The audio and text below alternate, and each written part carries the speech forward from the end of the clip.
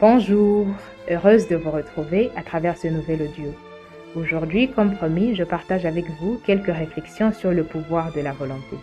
Précédemment, nous arguions que la volonté est ce miracle derrière chaque mouvement d'humain sur cette terre. La volonté nourrit l'imagination sans pour autant restreindre sa portée au seul domaine de l'invisible. La volonté donne accès aux horizons des possibilités mais pousse surtout à l'action. Par ailleurs, la volonté oriente la discipline personnelle. En réalité, ta discipline personnelle est étroitement liée ou mieux dépend de la force de ta volonté. La volonté a donc des niveaux ou degrés de variation. La volonté est en outre mesurable. Si tu veux savoir à quel point tu veux quelque chose, il te suffit d'évaluer à quel point tu t'investis pour cette chose-là. C'est assez visible, par exemple, dans nos relations avec nous-mêmes, avec Dieu, avec le monde, avec les autres, avec les biens, avec les circonstances. Qu'importe à quel point une personne est occupée, l'on trouve toujours du temps pour se consacrer aux personnes, aux choses, voire aux activités qui comptent vraiment à nos yeux. Un dicton assez répandu le rend bien en ces termes, je cite, « Tout le monde a le temps. Tout dépend d'où tu te situes sur la liste de ses priorités. » La volonté guide chaque choix que nous faisons. Mais attention, une force de caractère vacillante ou une personnalité non encore affirmée peuvent prêter à confusion pour ceux qui se réduisent à rendre les autres par leurs arguments ou simples regards responsables des décisions qu'ils prennent pour leur vie, s'agissant des aspects simples comme les plus substantiels. Comprendre la thèse que je viens d'avancer implique d'aborder d'autres notions, notamment sur la personnalité, l'amour-propre, le sens des responsabilités, les relations, etc. Ces thèmes feront tour à tour l'objet des prochains audios. Pour l'instant, je les mets donc entre parenthèses. Aujourd'hui, notre focus, c'est le pouvoir de la volonté. Je disais tantôt que la volonté guide nos choix.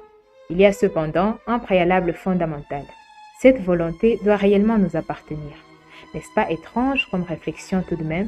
Ma volonté appartiendrait à qui d'autre que moi puisque je suis celle qui l'exerce. En fait, la volonté étant étroitement liée à la personnalité, subit l'influence de l'environnement.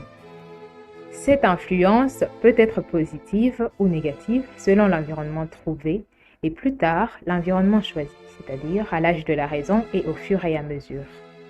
En étant suffisamment sincère avec toi-même, tu conviendras déceler bien souvent dans tes pensées, choix et actions des empreintes des opinions des autres, c'est-à-dire des fréquentations du cercle privé, professionnel ou globalement de la communauté à laquelle tu appartiens ou que tu côtoies.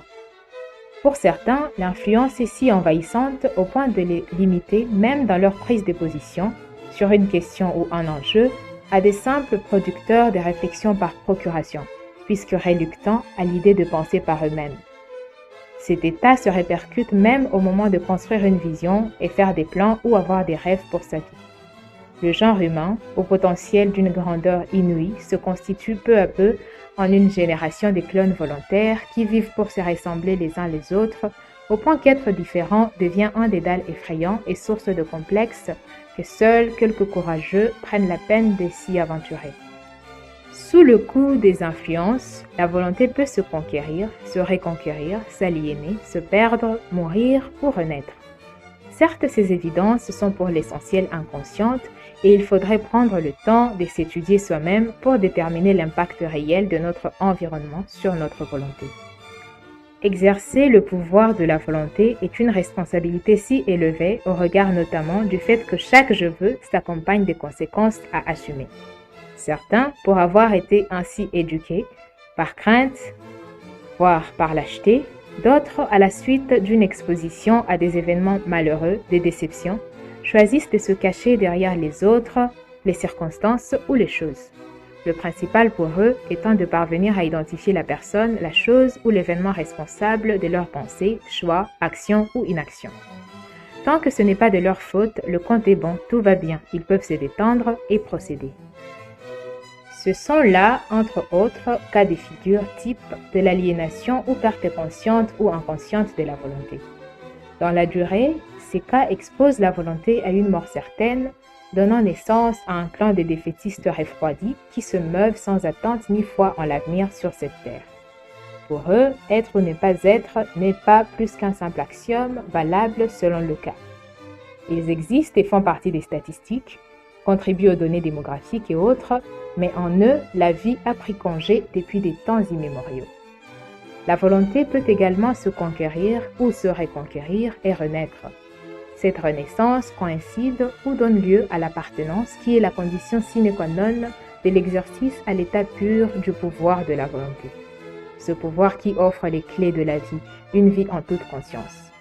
Exerces-tu ta volonté à l'état pur ou cherches-tu souvent des responsables pour tes imaginations, choix et décisions, actions ou inactions? Loin de moi l'idée de t'encourager à te couper du monde et vivre sans tenir compte aucun de temps, de circonstances ou de ton environnement. Ceci n'est pas une invitation à te balader toujours à l'ombre, même lorsque les rayons du soleil transpercent férocement chaque recoin de la surface de la Terre. Je voudrais simplement t'exhorter à vivre en toute conscience, à reprendre ou alors à bien tenir les rênes de ta vie. Car, comme disent les anglophones, à la fin de la journée, il ne te reste que toi, pour les décisions comme pour les responsabilités face aux conséquences. Il importe de rappeler que l'influence de l'environnement sur notre volonté est nécessaire et même indispensable pour nous conserver notre humanité et nous faciliter l'adaptation à la vie sur cette terre. Mais puisque cette influence est dichotomique, il importe de se rassurer que l'on est réellement un maître conscient chez soi. Cela implique d'éviter de se laisser gouverner dans ses dispositions psychiques, intellectuelles, morales, voire ses modes d'expression par les autres.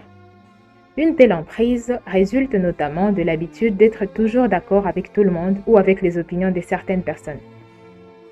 Une illustration assez banale et pourtant non moins révélatrice, c'est l'histoire de Monsieur X. X suit son groupe d'amis partout.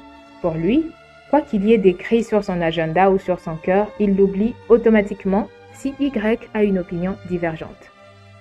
La phrase préférée de Monsieur X, son aveu favori, est la suivante.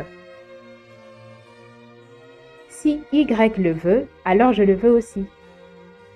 Monsieur X vit frustré, mais il est passé maître dans l'art de faire des concessions à s'oublier. Monsieur X vit hors de sa peau, peine à s'exprimer, laisse très peu de terrain à ses idées, car pour lui, l'autre est supérieur, sage et a sûrement toujours raison. Ses avis à lui peuvent attendre. Une telle situation conduit à une négation de soi et entretient l'incapacité à s'exprimer, surtout lorsqu'il s'agit d'exprimer un désaccord ou un désagrément. La volonté devient alors atrocement truquée, impure et se réduit à une simple obéissance ou un accord avec les voix autres que la sienne. C'est capital d'apprendre à penser par soi-même, faire ses propres choix, apprendre à vraiment se connaître. Ainsi, sera aisé le processus pour nous de faire le tri d'apport de notre environnement sur notre volonté pour une vie consciente et épanouie.